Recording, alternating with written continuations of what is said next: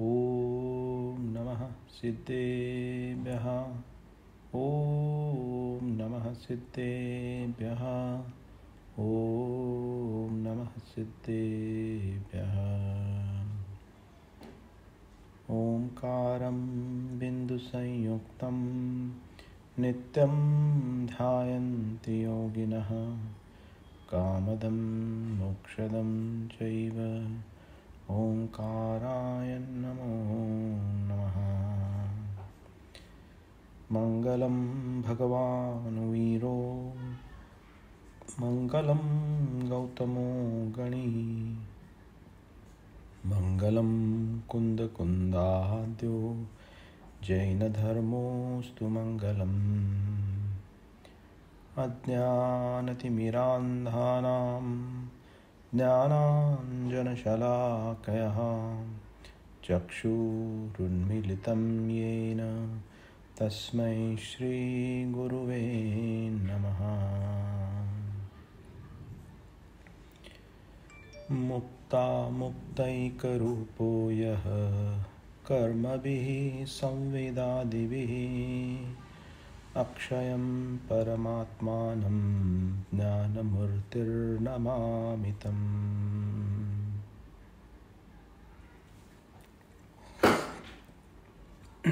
Okay, so in the Swadhyay of Sri Swarup Sambodhan, we are discussing shlok number 7 in our last Swadhyay, and in shlok 7 we understood that the entity, the soul entity, is both describable as well as indescribable, meaning that in some perspective it is expressible and from some perspective it is not expressible.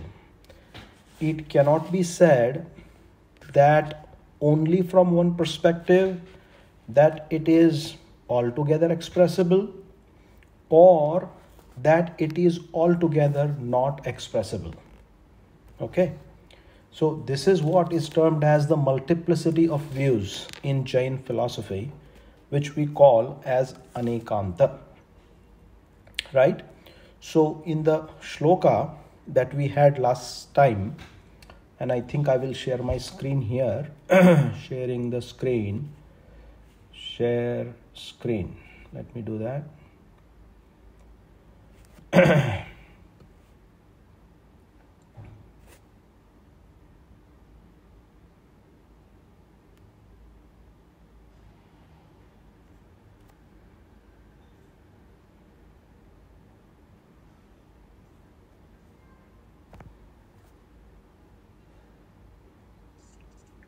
Okay, are you able to see the screen? Yeah, Dhamraji, Chaitanya. Okay, wonderful. So in this slok number 7, right, which goes as follows: Sa vaktavyah swarupadhyay nirvachah parabhavatah tasmaine kantato vacho napi vacham gocharaha. So in our prior discussion last week, we had established that from a certain perspective, the soul entity can be described, it is describable, it cannot be said that completely it cannot be described, right? अर्थात आत्म तत्व जो है वह एकांतता निर्वाच्य है ऐसा नहीं कह सकते, किसी अपेक्षा से ये वाच्य है ऐसा अपन कह सकते हैं। और ये बाद की जो लाइन है, इस लाइन के भीतर अब आचार्य देव कह रहे हैं कि ये सर्वता रूप भी जो है कंप्लीटली वाच्य भी है क्या? सर्वथा ही इसको वाच्य मान सकते हैं क्या? तो कहते हैं सर्वथा रूप से वाच्य नहीं मान सकते। तो कैसे मान सकते हैं?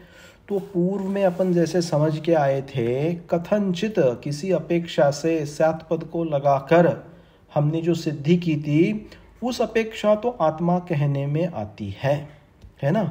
तो इसीलिए कहा, देखिए दूसरे लाइन के भीतर, तस्मान, इसीलिए यह आत्म तत्व न एकांत तो वाच्यो, तस्मैन्ने कांत तो वाच्यो, तस्मात् न एकांत तो वाच्यो, यह आत्म तत्व है वह एकांत से न वाच्यो, एकांत से वाच्य भी नहीं है। और क्या कह रहे हैं आगे, नापी वाचाम गोचरः न अपि वाचाम गोचरः, और ऐसा भी नहीं है कि कंप्लीटली रूप से वो निर्वाच्य है, अर्थात वाचा के अगोचर है, अर्थात निर्वाच्य है। तो कैसा है, वापस फंडामेंटल, तो कहते हैं आत्मा किसी अपेक्षा से वाच्य है तथा किसी अपेक्षा से वाच्य नहीं है, है ना। तो अपन ने पूर्व सत्र में क्या कहा था, आत्मा को सर्वथा अवाच्य नहीं मान सकते अपन, मतलब क्या मान सकते हैं, वाच्य रूप मान सकते हैं, है ना, कहने में आने लायक रूप मान सकते हैं, इसकी सिद्धि की थी। तो अगर ऐसा अपन ने मान लिया, ये सर्वथा रूप ऐसा ही होगा क्या। फिर प्रश्न आएगा कि सर्वथा रूप से एकांत रूप से ऐसा ही है क्या आत्मतत्व का स्वरूप।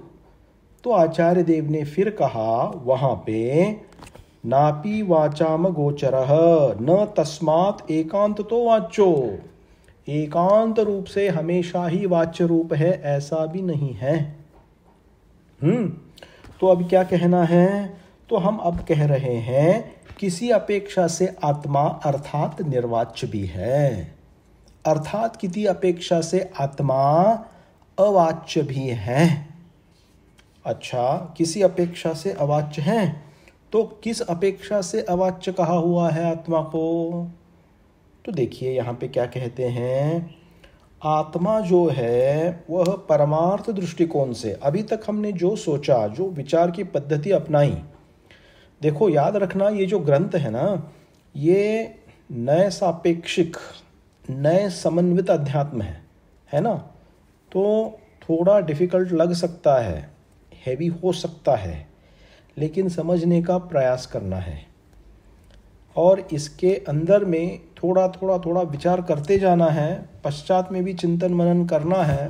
तो जैसे जैसे धीरे धीरे अपन इसको समझते जाएंगे वैसे वैसे विषय खुलते जाएंगे, है ना। तो यहाँ पे क्या कह रहे हैं, आत्मा सर्वथा वाच्य नहीं मान सकते, किस अपेक्षा से वो निर्वाच्य भी है।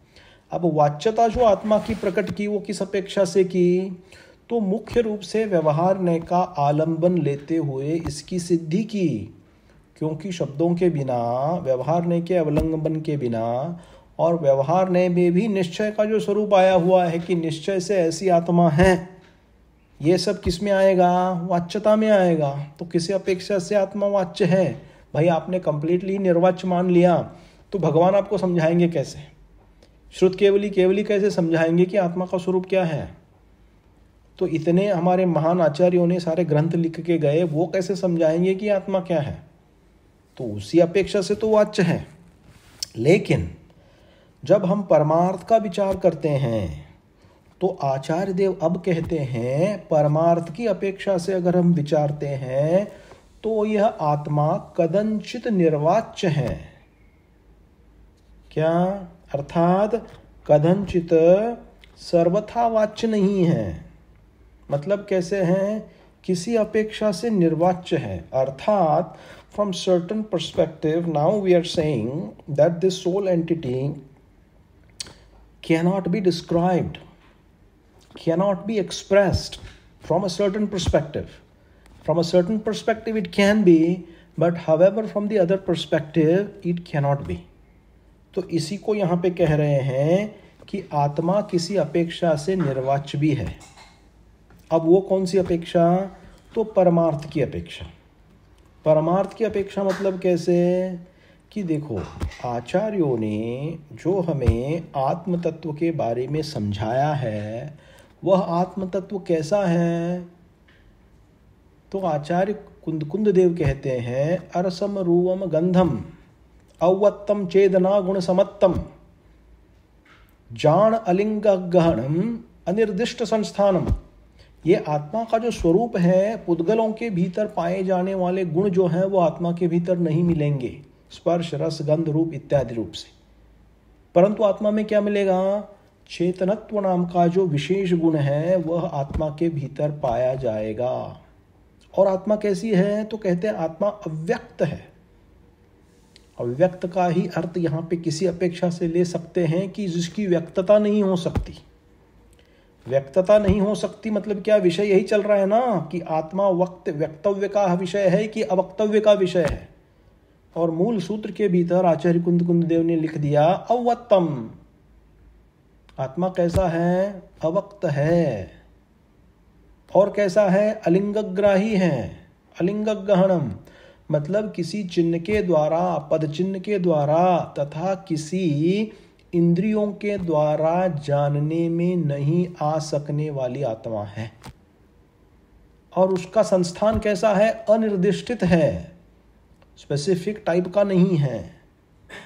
तो इससे क्या सिद्ध हो गया? इससे यह सिद्ध हो गया कि यद्यपि किसी अपेक्षा से वो वाच्य है, परंतु फिर भी इस अपेक्षा से देखे परमार्थ से कि वही आत्म तत्व कैसा है? निर्वाच्य भी है।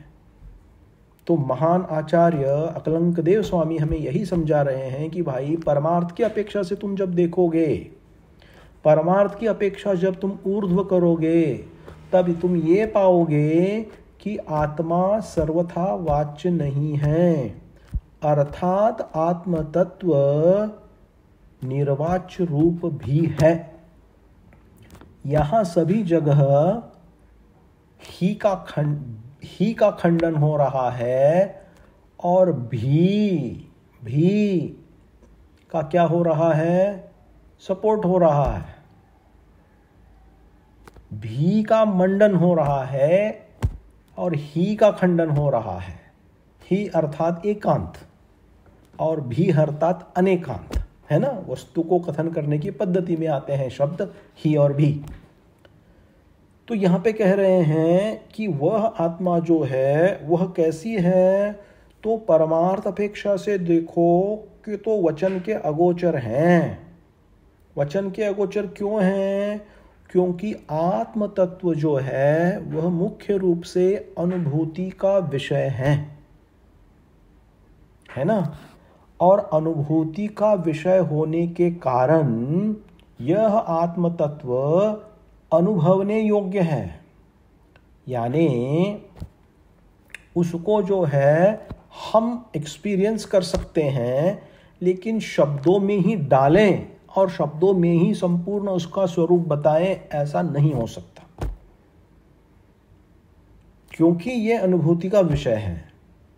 तो हमारे ज्ञानी महान आचार्य देव मुनिगण जब श्रेणी आरोहण करते हैं, श्रेणी आरोहण करके शुक्ल ध्यान अर्थात शुद्धोपयोग में वगैरह पहुंचते हैं, और वहाँ पे आत्मा का जो वेदन होता है, वेदन अर्थात experience, the experience of the self, of the pure self, that is had in those conditions that cannot be as described in words. One can try, one can say this is how I feel or this is how it is, but one is unable to actually express the level of feeling or the internal purity one feels, one as in the yogi, one as in the munis who are in a superlative state of meditation. At that time, whatever self-experience they have, that cannot be described, that cannot be captured by mere words. That is something that is only experiential. That is something that can only be experienced by the yogis, by the munis. So in that condition, it has been said that this soul entity from that perspective is indescribable. Okay?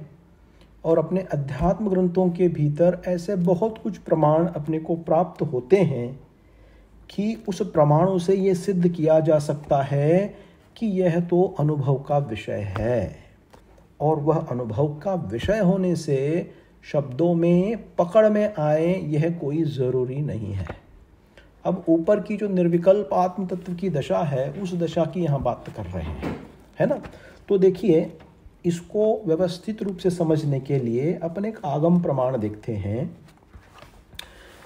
इस आगम प्रमाण से, वैसे अध्यात्म ग्रंथों के भीतर बहुत आगम प्रमाण आपको मिलेंगे, है ना। तो देखिए, समाधि तंत्र ग्रंथ जो महान आचार्य पूज्यपाद भगवान का लिखा हुआ है, इस ग्रंथ के भीतर आचार्य देव ने एक कारिका लिखी हुई है। आत्म तत्व को बताने का इसमें प्रयास किया गया है, लेकिन इस प्रयास के साथ वहाँ जो उस निष्पत्ति की हुई है वह निर्वाच्यपने की निष्पत्ति है ना। तो श्लोक क्रमांक जो है समाधि तंत्र ग्रंथ का, श्लोक नंबर 19 है, 19। और उस श्लोक में आचार्य कहते हैं, यत्परहि प्रतिपाद्योहम यत्परान प्रतिपादये उन्मत्तम चेष्टितम तन्मे यदहम निर्विकल्पकः। बहुत सुंदर कारिका है ये। बहिर्विकल्प अर्थात अपने जो दुर्ध्यान रूप जो दशा है, उस दुर्ध्यान रूप दशा को त्याग करके जब साधक अर्थात ध्यानस्थ मुनिराज जब वे अपने अंतरंग में प्रवेश करते हैं, बहिरंग को छोड़ के अंतरंग में यह प्रवेश किया जाता है, तो यहाँ आचार्य देव कहते हैं वह विषय कैसा है। तो देखो यहाँ पे कह रहे हैं, यत् पर ही प्रतिपाद्योहम यत् परान प्रतिपादयते। यत् परान, परान मीन्स अन्य, यानी दूसरे आचार्यों के द्वारा, दूसरे साधकों के द्वारा, जैसे इस प्रकृत ग्रंथ में समाधि तंत्र के भीतर समझो या फिर स्वरूप संबोधन के भीतर समझो, हाँ, जो कुछ वस्तु प्रतिपादित हो रही है किसके संबंध में, आत्म तत्व के संबंध में जो प्रतिपादन किया गया है। यत् परे अहम प्रतिपाद्यः, मतलब अहम यानी आत्मा, मेरा जो प्रतिपादन आचार्यों के द्वारा ग्रंथों में किया जा रहा है, किसका, आत्म तत्व का। और क्या, यत् परान प्रतिपादये, और मैं दूसरों के द्वारा अर्थात मेरे जो शिष्य वगैरह हैं जिनको मैं सिखाता हूँ, है ना, आचार्यों से हम ज्ञान प्राप्त करते हैं, हम गुरुओं से ज्ञान प्राप्त करते हैं। तो गुरु क्या ज्ञान प्राप्ति में क्या सहायक बनते हैं, गुरु तत्वों का निरूपण करते हैं, है ना। और मुख्य ग्रहणीय तत्व क्या है, तो आत्म तत्व है। तो आत्म तत्व का निरूपण जो आचार्यों के आदि द्वारा समझाने के लिए किया जाता है, तथा दूसरों के द्वारा अर्थात शिष्यादि के द्वारा समझने के पश्चात में जो प्रतिपादन किया जाता है, यत् परान प्रतिपादयते, उनके द्वारा जो प्रतिपादन किया जाता है आत्म तत्व के बारे में, वह कैसा भाषित होता है।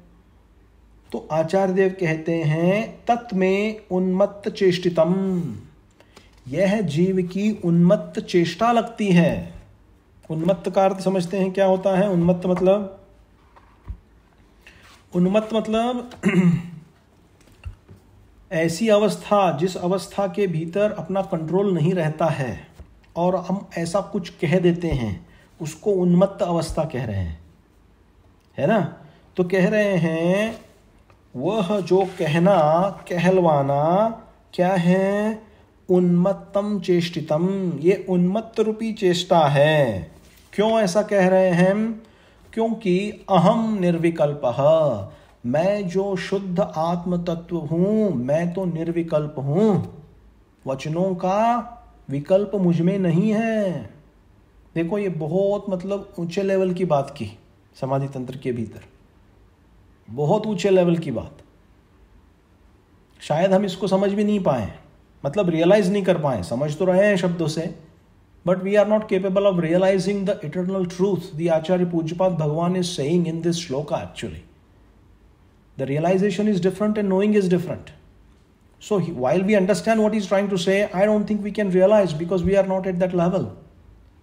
तो यहाँ पे कह रहे हैं, मैं तो अहम निर्विकल्पकः, मैं तो मात्र निर्विकल्प हूँ और जहां मेरी निर्विकल्पता सिद्ध है उसमें वाचना कैसे हो सकती है, अर्थात उसमें वचन कैसे प्रकट हो सकते हैं, क्योंकि ऐसे हुए तो निर्विकल्पपना समाप्त हो जाएगा।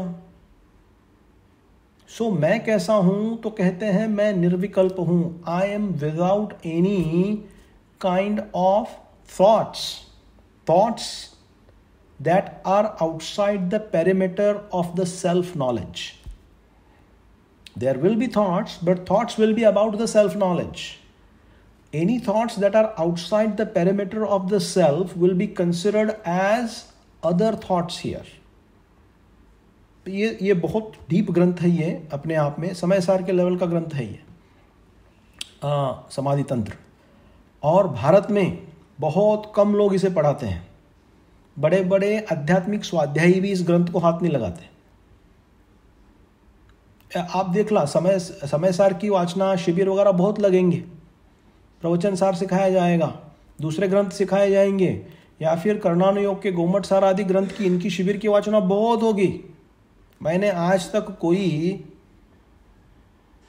ऐसा ग्रंथ समाधि तंत्र ग्रंथ की वाचना या फिर शिविर लगाया है ऐसा कभी मैंने अभी तक सुना नहीं है, किसी मुनि के भी द्वारा या फिर किसी विद्वान श्रावक के द्वारा। बहुत अनोखा ग्रंथ है आचार्य पूज्यपाद देव का, और ये इतने बड़े निष्णात विद्वान थे, सब में सिद्धांत के बहुत बड़े ज्ञाता थे, अध्यात्म के बहुत बड़े ज्ञाता, सबके ज्ञाता थे ये। तो ये यहाँ पे कह रहे हैं कि यह तो उन्मत्त चेष्टा भाषित होती है कि आत्म तत्व को बताया जा रहा है। एक्चुअली देखा जाए तो यह तो मात्र अनुभव का विषय है, क्योंकि मेरा यथार्थ स्वरूप जो है, शुद्ध स्वरूप, वो कैसा है, मैं मात्र निर्विकल्प रूप हूं, ऐसा मेरा स्वभाव है। तो इस निर्विकल्पता को बताया कैसे जा सकता है शब्दों में? How can you capture this in words? You cannot. So this is something that can only be experienced by being in that stage. So that is why in this specific shloka, the experiential process or the experience of the self has been emphasized to say that is something that one can only experience and feel and one cannot really describe. Okay, so how do we understand this in the context of the present knowledge what we have? How do we understand this? Okay, so try to understand this in this way. There is some kind of initiative or activity or a goal that you are pursuing in your life for a very, very, very long time. Okay? And you have put your mind, heart, soul, sweat, blood into toil into it. You have put completely yourself into it. And you are not sure whether you are going to get the results that you are expecting. But out of a great punya karma that you have accumulated, you do find that you become successful in that effort. So the joy that you experience in that point in moment, when that is exactly happening, can it be captured in words? What you feel inside? I don't think so. Right? So you can apply sort of this kind of analogy to what is being described here. Okay, so from that perspective, what is being said is that this soul entity is beyond words. This soul entity is beyond description. It is beyond statements. And hence, it is, from certain perspective, indescribable. है ना? इसी किसी अपेक्षा से ये कैसा है? तो कहते हैं ये निर्वाच्य है। तो देखो, इसी प्रकार से अपन ने क्या किया? आत्मा की वाच्यता की सिद्धि की, निर्वाच्यपणी की भी सिद्धि की। यही अनेकांत है भाई। और क्या? आत्मा का वक्तव्य रूप भी सिद्ध किया, आत्मा का अवक्तव्य रूप भी सिद्ध किया। तो इसका सार क्या निकला? अंत में आत्म तत्व का सार, तो देखिए, आत्म तत्व का सार ये है कि आत्मा स्वयं अपने आप में प्रमाण है। आत्मा अपने आप में स्वयं प्रमेय है। आत्मा स्वयं अपने आप में प्रमाता है और आत्मा स्वयं अपने आप में प्रमिति रूप है। न्याय का ग्रंथ है ये, न्याय समन्वित अध्यात्म है। तो ऐसे शब्द आएंगे, आपको सुनने को मिलेंगे। शायद आपने ऐसे कभी शब्द सुने नहीं होंगे, है ना। तो क्या 4 शब्दों का उपयोग किया गया, क्या? प्रमाण, प्रमेय, प्रमाता और प्रमिति रूप। 4 शब्द आए। मतलब क्या? प्रमाण मतलब क्या है? आत्मा स्वयं अपने ही प्रमाण से सिद्ध है। मतलब वस्तु स्वरूप जो समझाया जाता है वह प्रमाण और नयों से समझाया जाता है। शुद्ध ज्ञान का विकल्प है। शुद्ध ज्ञान में जो विकल्प होते हैं वो नए होते हैं, है ना। तो नए कहाँ से निकलते हैं? तो प्रमाण ज्ञान से निकलते हैं। तो ज्ञान अपने आप में प्रमाण ज्ञान है, सम्यक ज्ञान प्रमाण ज्ञान है। और आत्मा ज्ञान से रहित नहीं होती है, इसीलिए आत्मा स्वयं ही प्रमाण है, इसीलिए इसको प्रमाण कहा। फिर क्या कहा? आत्मा प्रमेय है। प्रमेय, प्रमेय अर्थात जिसके बारे में जानना जा रहा है ऐसा द्रव्य, वो कौन है? वो भी आत्मा है, इसीलिए वह प्रमेय है। समझा? फिर उसके बाद आत्मा क्या कहा? तीसरा शब्द प्रमाता। आत्मा कौन है? आत्मा जानने वाला है, इसीलिए उसको प्रमाता कहा। और प्रमेय रूप है, मतलब प्रमिति रूप है, मतलब प्रमिति रूप अर्थात ज्ञान रूप। क्योंकि हमने क्या जाना था? दर्शनोपयोग ज्ञानोपयोग आत्मा का निर्बाध लक्षण है। और इस लक्षण के जब कहते हैं आत्मा प्रमिति रूप है, अर्थात आत्मा ज्ञान से सहित है, ज्ञान रूप है। ज्ञान रूप है सो प्रमिति रूप है ना। तो देखिए, इस प्रकार से अपन ने श्लोक नंबर 7, जिसके भीतर आत्मा के वक्तव्य तथा अवक्तव्य की चर्चा जो अकलंक आचार्य देव ने प्रस्तुत की है, उसको जानने का अपन ने यहाँ प्रयास किया है। अब इसके पश्चात में अपने पास समय है ना, तो अपन श्लोक नंबर 8 की तरफ मुड़ते हैं और श्लोक नंबर 8 को समझने का प्रयास करते हैं, जो नया विषय है अपने लिए। पहले श्लोक नंबर 1 से श्लोक नंबर 9 तक अपन ने क्या कहा था कि यहाँ पे आचार्य देव जो सिद्धि करेंगे वह सिद्धि कैसे करेंगे कि आत्म तत्व का स्वरूप क्या है, श्लोक 1 से 10 तक, है ना। तो अभी उसी श्रृंखला के भीतर देखिए 8 नंबर का श्लोक अपन पढ़ते हैं। नंबर 8 देखो नीचे ही है, दिख रहा है ना आपको स्क्रीन के ऊपर। तो देखो यहाँ पे अब क्या कह रहे हैं, 7वें के भीतर तो ये सिद्ध कर दिया। अभी 8वां जो श्लोक है, 8वें श्लोक के भीतर क्या कह रहे हैं कि अब यहाँ पे आत्मा अस्ति स्वरूप से और नास्ति स्वरूप से कैसा है, अस्ति नास्ति शैली रूप से आत्मा कैसी है, और तथा आत्मा या मूर्तिक है या फिर अमूर्तिक है, क्या है, इसकी सिद्धि यहाँ पे हो रही है।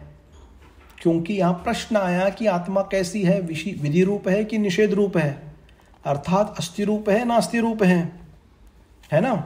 तो ये कि यहाँ पे क्या उत्तर आता है, सहस्यात् द्विधि निषेधात्मा स्वधर्म परधर्मयोः समूर्तिर्बोध मूर्तित्वात् मूर्तिश्च विपर्ययात्।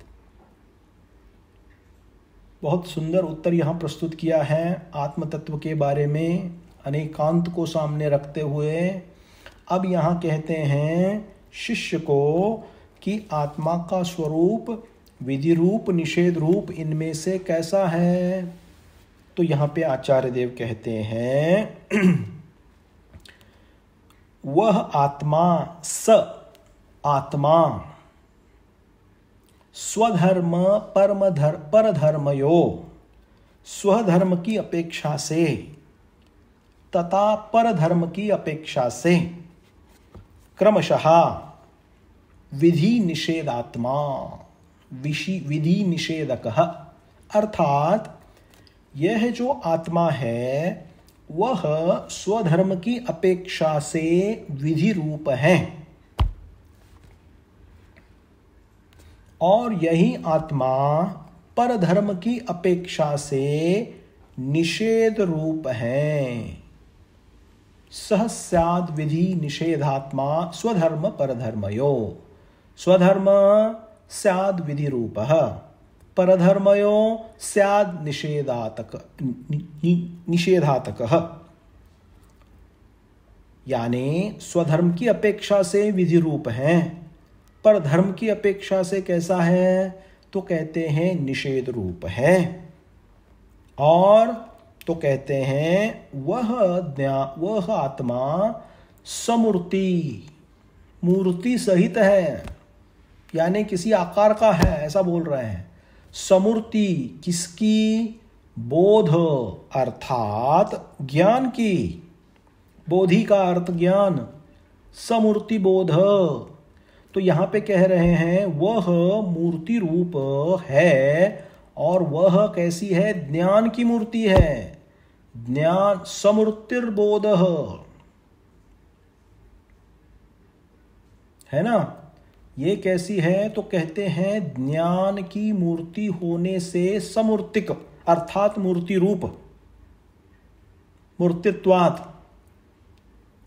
और कैसे हैं, विपर्यात, उसके विपर्य अर्थात उसके विरुद्ध में, विपरीत रूप में कैसा है, अमूर्तिकश्च, अमूर्तिक भी है। तो मतलब क्या कहा, आत्मा जो है, दूसरी लाइन के भीतर कहा आत्मा एकांत से मूर्तिक नहीं है और एकांत से अमूर्तिक भी नहीं है। तो आत्मा कैसी है, तो यहाँ कहते हैं कथनचित आत्मा मूर्तिक है और कथनचित आत्मा अमूर्तिक है। ऐसा आत्म तत्व का स्वरूप यहाँ प्रकट किया हुआ है ना। तो इसी को थोड़ा समझने का अपन प्रयास करते हैं।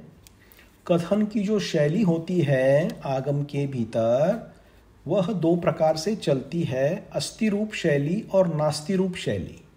नास्ति मतलब निषेधात्मक अर्थात निगेटिव रूप, और अस्ति रूप मतलब विधि रूप मतलब पॉजिटिव रूप। जहां निषेधात्मक कथन होता है उसको वहां पे नास्ति शैली कहते हैं, और जहां पे निषेधात्मक कथन न होके पॉजिटिव कथन जहां होता है इसको अस्थिरूप कथन बोलते हैं। अस्थिरूप कथन जो होता है उसी को अस्ति कथन कहते हैं, है ना। निषेध और विधि, विधि यानी यहां पॉजिटिव और निषेध यानी निगेटिव। तो निगेटिव रूप में और पॉजिटिव रूप में दोनों ही रूप में आत्मा का स्पष्टीकरण किया जाता है, और यहीं पे जो है वह यहाँ पे ये समझा रहे हैं। तो चलिए इसको अपन समझते हैं कि अस्थि रूप से अर्थात स्वधर्म की अपेक्षा से विधि रूप कैसे है, पॉजिटिव कैसे हैं। तो देखो, हर एक द्रव्य जो है ना वह तीन चीज़ों से सहित होता है, उसकी अवस्थाएं होती हैं। ये द्रव्य गुण पर्याय रूप, जो द्रव्य होता है और गुण और पर्याय रूप होता है ना। तो जब द्रव्य गुण पर्याय रूप का कथन आएगा वह स्वधर्म की अपेक्षा से आएगा, अर्थात स्व द्रव्य गुण और पर्याय की अपेक्षा से जब आत्म तत्व का और या फिर अन्य भी द्रव्यों का कथन किया जाएगा तो वह कथन विधि रूप कथन होगा, अर्थात अस्थि रूप से कथन होगा। अस्थि रूप से कथन क्यों होगा भाई? क्योंकि अस्थि का मतलब होना। अस्थि का मतलब क्या है? किसी चीज में किसी का होना, in existence, existential, existent and the non existent. निषेधात्मक मीन्स नॉन एग्जिस्टेंट एंड अस्थि रूप मतलब एग्जिस्टेंट। तो एग्जिस्टेंट क्या होगा? द्रव्य गुण पर्याय, the substance, the modifications as well as the qualities, है ना। तो ये द्रव्य गुण पर्याय का कथन जो है वो अस्थि शैली से किस द्रव्य का चलेगा? आत्म तत्व का चलेगा। तो जब ऐसे अपने ही आत्म तत्व के द्रव्य गुण पर्याय का विश्लेषण चल रहा है तो वह कहाँ पाया जाएगा? आत्म तत्व के भीतर, अर्थात द्रव्य के भीतर ही पाया जाएगा। तो उसका क्या कहना आएगा कि आत्म तत्व द्रव्य गुण पर्याय से सहित हैं। मतलब आत्मा के भीतर गुणों की अपेक्षा से कथन करो तो दर्शन ज्ञान स्वभावी आत्मा है, या फिर अनंत दर्शन ज्ञान और वीर्य रूप आत्मा है। यह कैसा हुआ कथन? यह अस्थि रूप कथन हुआ है ना, क्योंकि द्रव्य गुण पर्याय का कथन यहां पे चल रहा है। अब परधर्म की अपेक्षा, अब परधर्म का अर्थ दूसरा धर्म नहीं लेना है, मतलब जैन धर्म को छोड़ के परधर्म ऐसा अर्थ नहीं घटित करना है यहाँ। देखो इसीलिए बोलता हूं ना मैं बार बार, क्या है, संस्कृत की जो लैंग्वेज है वो लैंग्वेज के अंदर शब्दों का इतना महत्व है कि उसको आपको रेफरेंस टू कॉन्टेक्स्ट ही इंटरप्रेट करना पड़ेगा। आपने अगर इसको गलत अर्थ लिया तो गाथा का पूरा, श्लोक का अर्थ पूरा गलत निकल के आएगा। तो इसको कहते हैं शब्द न्यास। शब्द न्यास का अर्थ क्या होता है कि भाई उस शब्द का जो विवक्षित अर्थ जहां दिया हुआ है उसी अर्थ को वहां ग्रहण करना, उसको कहते हैं शब्द न्यास, है ना। तो ये शब्द न्यास से परधर्म का अर्थ क्या होता है? जैन धर्म को छोड़ के अन्य धर्म नहीं। परधर्म का अर्थ यहां ये होता है कि परद्रव्य, स्वद्रव्य को छोड़ के जो अन्य परद्रव्य हैं उन परद्रव्यों को यहां परधर्म कहा हुआ है। और परधर्म की अपेक्षा से आत्मा कैसी है? निषेधात्मक है, यानी नास्ति रूप है। मतलब कैसा है? देखो आत्मा के स्वद्रव्य गुण पर्याय आत्मा में ही पाए जाएंगे ना, अन्य द्रव्य के भीतर तो नहीं पाए जाएंगे। तो जब अन्य द्रव्य की अपेक्षा से, अर्थात परद्रव्य के गुण पर्याय अपेक्षा से जब कथन चलेगा तो वहां आत्मा का निषेध प्रकट होगा, अर्थात परद्रव्य में आत्मा के गुण द्रव्य गुण पर्याय नहीं पाए जाएंगे। और इस अपेक्षा से जब कथन करेंगे तो कहेंगे ये आत्मा का कैसा? नास्तिक कथन है, क्योंकि वह वहां द्रव्य गुण पर्याय स्वद्रव्य में ही मिलेंगे, परद्रव्य में नहीं पाए जाते। तो एक कथन स्वद्रव्य की अपेक्षा और दूसरा कथन परद्रव्य की अपेक्षा। तो इसी को यहां अस्थि रूप कथन और नास्ति रूप कथन, अर्थात विधिरूप कथन या फिर निषेध रूप कथन कहा हुआ है। तो इसको कैसे समझेंगे?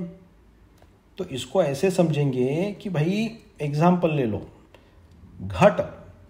घट का एग्जाम्पल जो आगम के भीतर दिया हुआ है, अगर घट है यह अस्थि शैली से कहा हुआ है, इसका मतलब यह है पट जो है वो वहां पे है ही नहीं, या फिर पट अगर कहा हुआ है तो वहां घट नहीं है।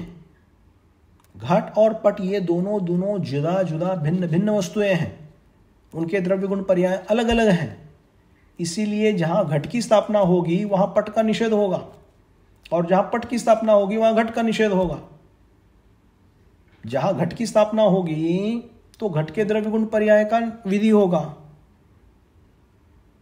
और इसमें कहा जाएगा कि पट के भीतर ये गुण नहीं पाए जाते हैं। तो इस प्रकार से समझाया जा सकता है। या फिर अन्य द्रव्य से कैसे समझाओ? तो कहते हैं द्रव्य दृष्टि पर्याय दृष्टि।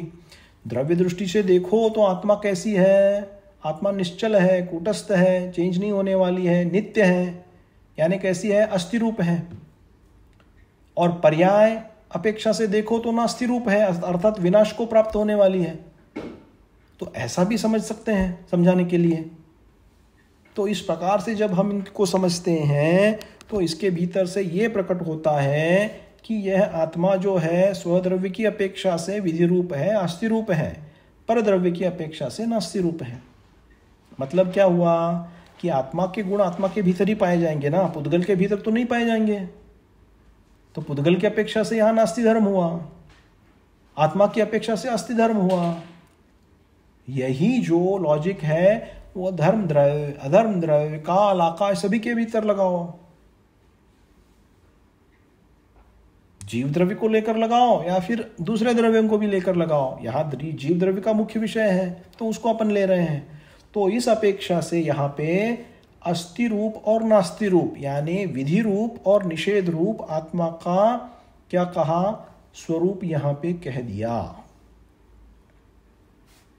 आ रही क्या बात समझ में कि हेवी हो रहा है बहुत?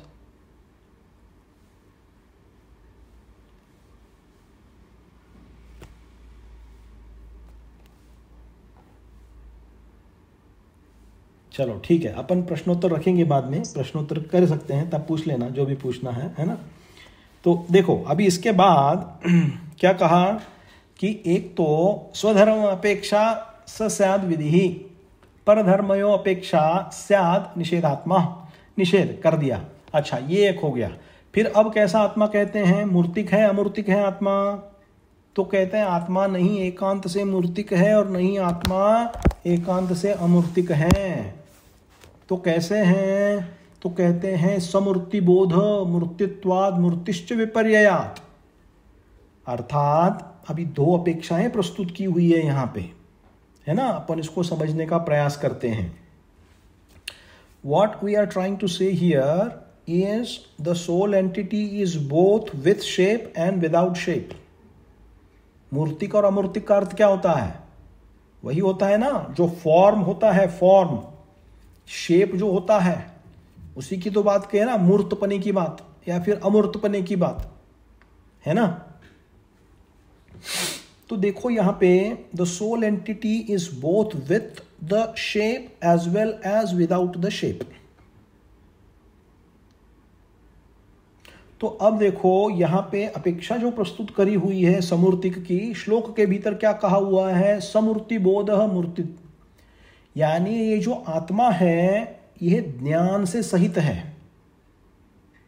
ज्ञान से ये आत्मा साकार है, इसीलिए आत्मा को ज्ञान मूर्ति कहा, ज्ञान की मूर्ति कहा। इस अपेक्षा से आत्मा क्या है कि ज्ञान की मूर्ति, मूर्ति रूप है। एक तो यह सिद्धि हो गई। क्यों? क्योंकि आत्मा ज्ञान से कभी रहित हो नहीं सकता, अपन ने पूर्व में भी जाना था, right. The soul entity can never be without the knowledge, right. It always will have attribute of the knowledge in it.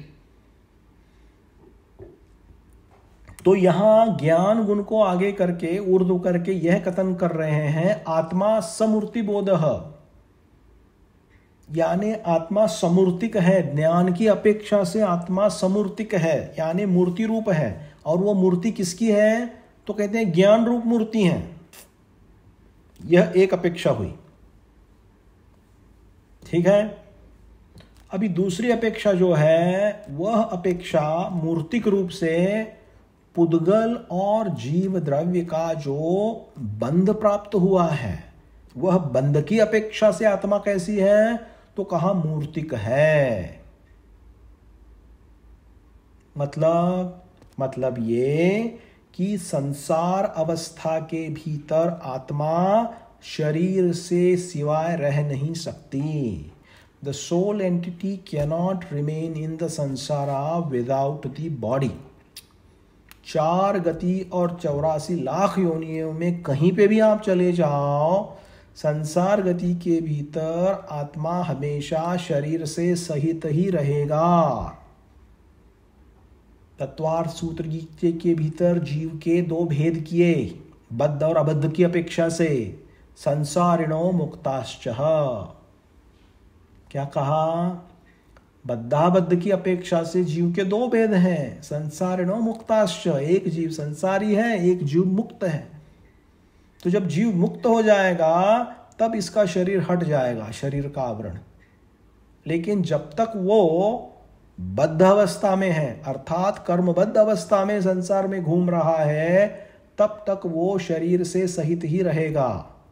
और इसीलिए आत्मा को कथनचित किसी अपेक्षा से मूर्तिक कहा गया है। क्यों? क्योंकि उसका संबंध हमेशा आत्मा के साथ पाया जाता है। इसी को द्रव्यानुयोग के जो सिद्धांत ग्रंथ है, जीव सिद्धांत और कर्म सिद्धांत, इन कर्म सिद्धांत ग्रंथ को इसको कहा है संश्लेष बंध। कैसा बंध? संश्लेष बंध, complex bondage. There is a simple bondage and there is a complex bondage. This is an example of complex bondage. संश्लेष बंध कहते हैं इसको। क्यों? क्योंकि जीव और पुद्गल द्रव्य भिन्न भिन्न हैं, उन दोनों के गुण भिन्न भिन्न हैं, उनकी सत्ता अलग अलग है, फिर भी विभाव परिणति को प्राप्त होकर ये एक में एक रूप हो गए हैं, बंध को प्राप्त हो गए हैं।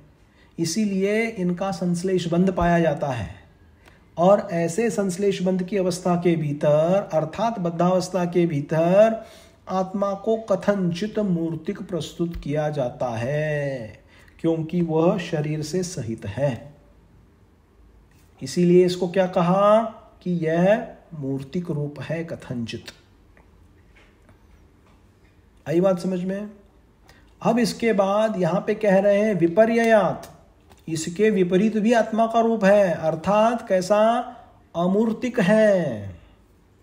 अब यह जो कथन किया है अमूर्तिक, ये कैसा है? यह आपने सुना होगा अनेक स्वाध्यायों के भीतर कि आत्मा का स्वरूप अमूर्तिक है, अमूर्तिक है। लेकिन संसार अवस्था में एकांत रूप से आत्मा अमूर्तिक नहीं होती, कथनचित मूर्तिक होती है, कथनचित अमूर्तिक होती है। अमूर्तिक अवस्था तो यथार्थ रूप से सिद्धत्व दशा के भीतर ही प्रकट होती है, और इसीलिए उस शुद्ध स्वरूप को सामने रखकर, कौन से शुद्ध स्वरूप को? सिद्ध भगवान के सिद्ध स्वरूप को सामने रखकर, सिद्ध भगवान के शुद्ध स्वरूप को सामने रखकर ये कहा जाता है कि आत्मा कैसी है भाई? स्वभाव अपेक्षा तो अमूर्तिक है। अमूर्तिक क्यों है? क्योंकि इसके भीतर रूपी पदार्थ में पाए जाने वाले जो गुण होते हैं, स्पर्श रस गुणवंत, स्पर्श रस गंध वर्णवंत पुद्गलः, तत्वार्थ सूत्र जी। पुद्गल की परिभाषा कैसे करेंगे? कहते हैं जिनके भीतर यह है स्पर्श रस गंध वर्ण पाए जाते हैं, उसको कहते हैं पुद्गल। रूपिणः पुद्गलः, फिर कह दिया। तो ये रूपी पदार्थ है, इसलिए इसको पुद्गल कहा। तो ऐसे प्रॉपर्टीज आत्मा के भीतर पाए जाते हैं क्या? नहीं पाए जाते भाई। आत्मा के भीतर रस रूप गंध इत्यादि वर्ण जो है वो आत्मा का स्वभाव नहीं, आत्मा के भीतर ये गुण पाए नहीं जाते हैं। और ऐसा पाया नहीं जा सकने के कारण यहां आत्मा को क्या कहा कि शुद्ध स्वभाव की अपेक्षा से आत्मा क्या है? आत्मा अमूर्तिक है। अर्थात मूर्तिकपना जो पुद्गल के भीतर पाया जाता है, वैसा मूर्तिकपना आत्म तत्व के भीतर पाया नहीं जाता है शुद्ध स्वरूप की अपेक्षा। अशुद्ध स्वरूप की अपेक्षा विचार करो, अर्थात बद्ध अवस्था के भीतर विचार करो, तो कथनचित किसी अपेक्षा से इसको मूर्तिक इसीलिए कहा क्योंकि वो शरीर के साथ मिला हुआ है, बंध को प्राप्त हुआ है ना? तो इस प्रकार से आत्मा कथनचित मूर्तिक है, कथनचित अमूर्तिक है। आत्मा स्वधर्म की अपेक्षा से अस्ति रूप है, आत्मा परधर्म की अपेक्षा से निषेध रूप है। इसकी यहाँ पे सिद्धि आचार्य अकलंकित स्वामी ने की हुई है, और इससे अद्वैत वेदांतियों का सिद्धांत जो है आत्मा के संबंध में वह खंडित होता है। तो इस प्रकार से देखिए, यहाँ पे अपन ने श्लोक नंबर 8 का जो है स्वाध्याय आज किया है। अपना समय हो गया तो इतना ही अभी रखते हैं, और आज जो चर्चा हुई इस संबंध में कोई प्रश्न उत्तर है तो 2 मिनट के लिए अपन कर सकते हैं, है ना? जैनम जयतु शासनम, जैनम जयतु शासनम, जैनम जयतु शासनम।